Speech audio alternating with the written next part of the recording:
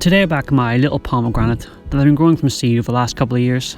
It does live under the grow light and it is usually pretty aggressive, which is why it's so bushy here. It also means it gets pruned quite a lot too, which is exactly what's going to happen here. I've just been letting it grow out and then pruning it back, and if you watch the older videos you'll see that happens quite a few times. So I've managed to build up this little tree quite a lot. It's also living in this little pot, which I'm sure it slows it down, but apart from that it's doing pretty well.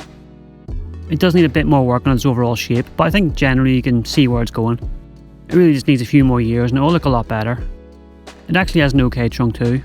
For being in this small pot it's pretty good. It's not amazing, but it's not a complete pencil, so it does have some thickness to it.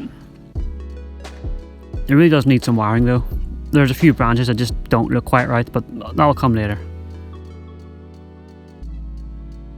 There's not a lot going on in June, but really that's to be expected after a prune. Although it didn't bounce back as quickly as I would have hoped, and I actually didn't prune it again for the rest of the year. Usually I'd get to prune it in summer, but it wasn't quite ready yet, which you'll see here in July. It looks healthy, it just hasn't exploded with growth, so it doesn't need pruned here.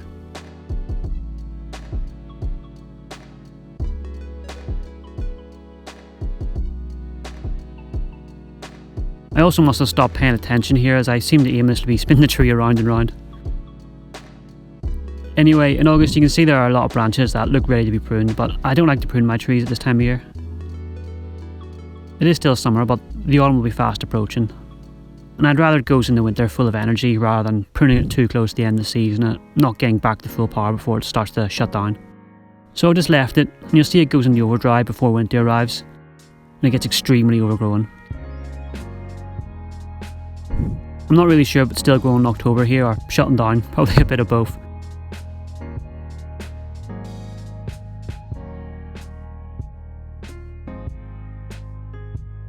But you can see in November as a lot of leaves have dropped, so even though it's inside at this point I am able to get it to go dormant.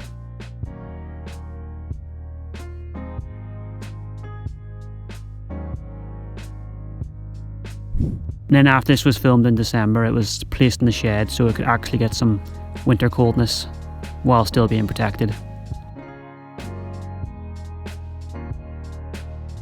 At the end of February I brought it back inside and I pruned it back. And I also removed a few branches that had kind of shot out of nowhere. And I also finally wired some of those branches down. So here it is after. It maybe still looks a bit funky, but it is a step forward.